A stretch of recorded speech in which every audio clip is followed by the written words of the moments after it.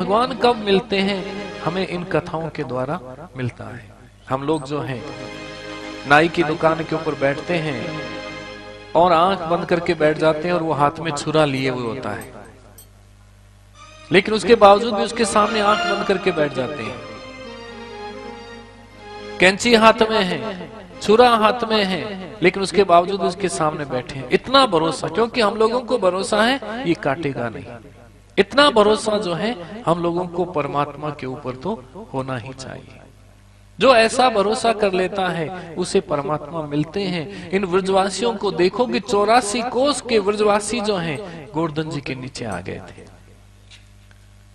कितना भरोसा था कि 7 वर्ष का बालक जो है इतने बड़े पहाड़ को उठाए हुए है, कहीं नीचे दब गए तो हम तो नहीं जाएंगे। जो नहीं गया वो बह गया होगा, लेकिन कन्हैया के ऊपर उन व्रजवासियों को कितना भरोसा था। सारे के सारे लोग जो है वो नीचे आ गए, सारे के सारे गायें जो है वो नीचे आ गई थी।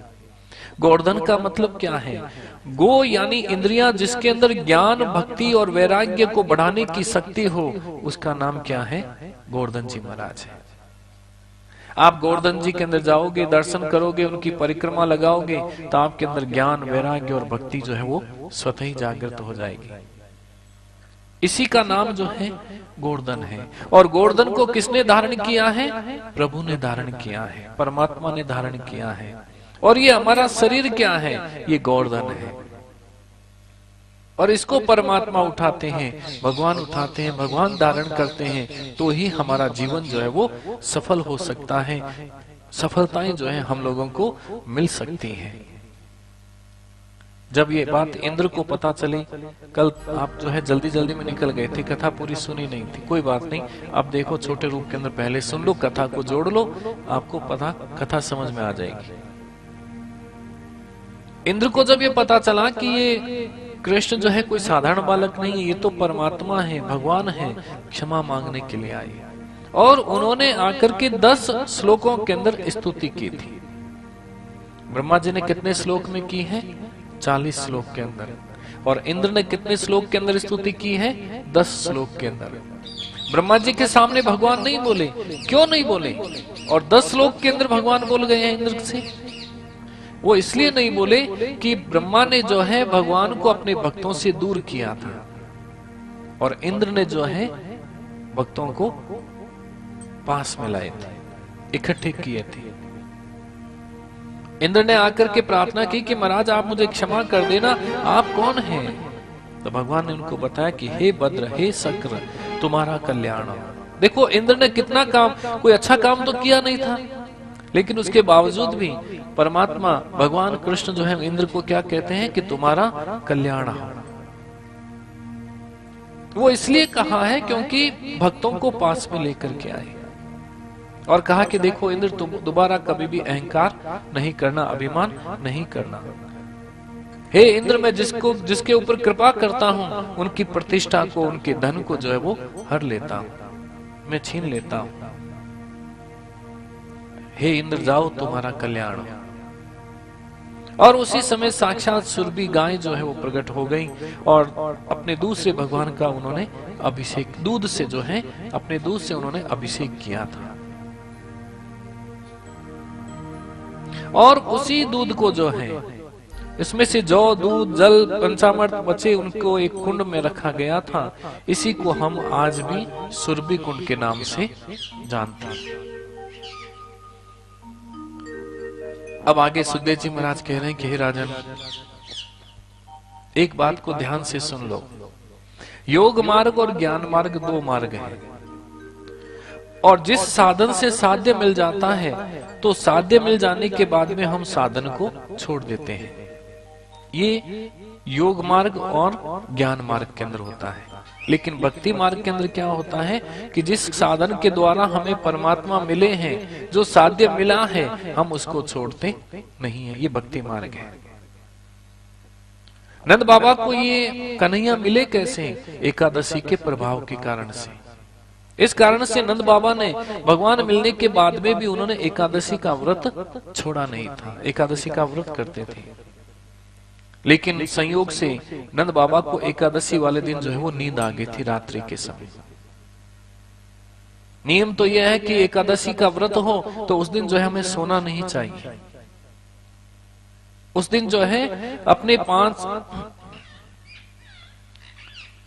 ज्ञानेन्द्रियां, 5 कर्मेंद्रियां, 11वां अपना मन जो है वो परमात्मा के सामने रखना चाहिए। रात भर जो उनके सामने बैठ करके हरि नाम का संकीर्तन करो, ये एकादशी होती है। नंद बाबा को थोड़ी नींद आ गई और अचानक उठे। उन्होंने कहा कि अरे हमसे तो बहुत बड़ी गलती हो गई, हमें तो स्नान करना चाहिए।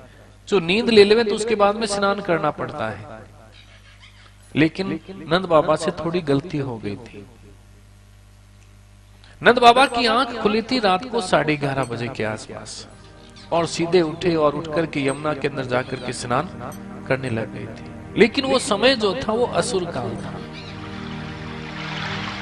हमारे शास्त्रों में तो ऐसा लिखा है कि उस वक्त जो है जल का भी पान नहीं करना चाहिए।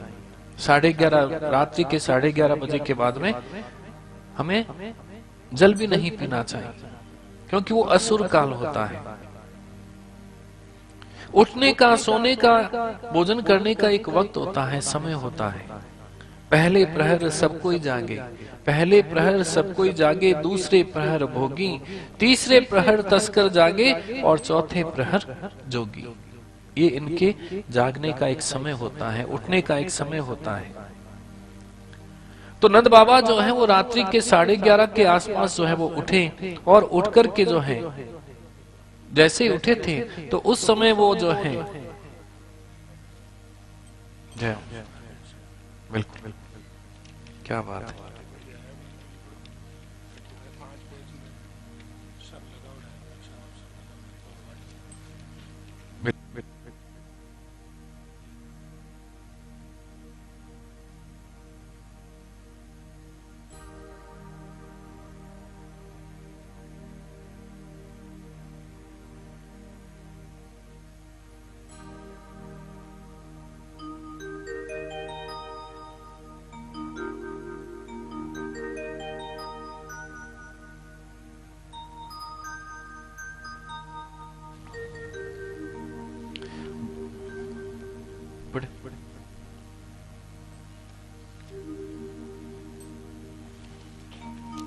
बोलिए श्री वृंदावन विहारी लाल की।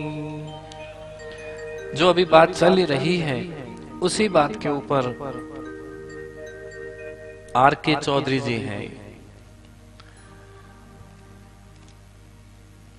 इन्होंने भी जो है इन्हीं बातों को लिख करके दिया है, और इन्हीं बातों को जो है श्री राधा कृष्ण समिति को जो है लिख करके दिया है कि आपको ये बातें सुनानी है।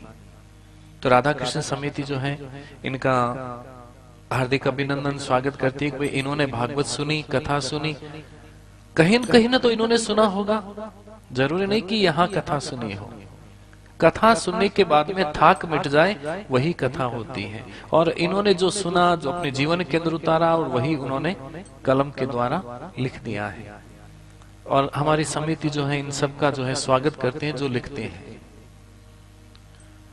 कैसे सुखदेव जी का जन्म हुआ, ये सारी बातें लिखी हैं, ये आपको कल बताएंगे। थोड़ा देख ले में पढ़ करके, क्योंकि जो व्यास होते हैं, आपको पहले दिन भी बताया था कि सारे के सारे जो है वो पढ़े लिखे नहीं होते, लिखे पढ़े होते हैं। जो लिखा हुआ है वही जो है आपको पढ़ करके सुना देते हैं। हम लोग जो है पढ़े लिखे नहीं है, हम लोग क्या है, लिखे पढ़े हैं। जो व्यास जी ने लिखा वही आपको सुना दिया। तो हम पहले ये भी जो है R.K. चौधरी जी हैं, इन्होंने जो लिखा है वो भी आपको पढ़ करके कल सुना देंगे, हम लिखे पढ़े होने के कारण से। पहले पढ़ ले ध्यान से कि क्या क्या लिखा है, और फिर जो है आपको सुना देंगे। एक नियम होता है, आज जो है हमें रास पंचाध्याय में जाना है, विवाह करना है, हमें ज्ञान की ज्यादा जरूरत नहीं है।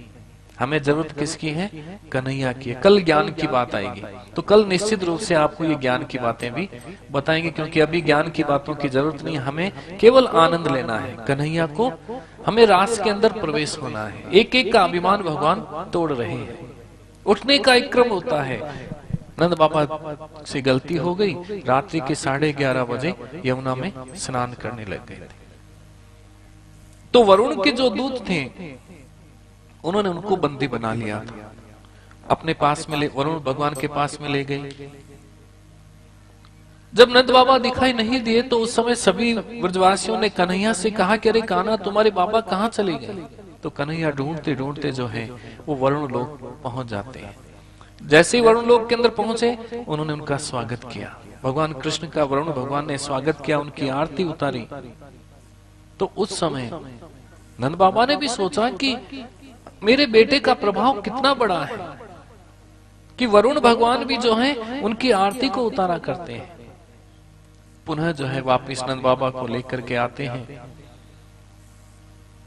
तो एक बार जो है सारे गांव वाले इकट्ठे हो गए और इकट्ठे होकर के पूछने लगे नंद बाबा और माँ यशोदा से कि अरे नंद बाबा, ये यशोदा, तुम तो गोरे गोरे हो, लेकिन तुम्हारा ये जो छोरा है ना वो काला है, ये किसका बेटा है? तुम्हारा तो बेटा नहीं होता, बेटा हो नहीं सकता क्योंकि तुम गोरे और तुम्हारा ये बेटा काला। कोई चोरी करके तो नहीं लाए हो? तो नंद बाबा ने कहा कि नहीं नहीं, चोरी करके कैसे लाया हूं, मेरा बेटा है।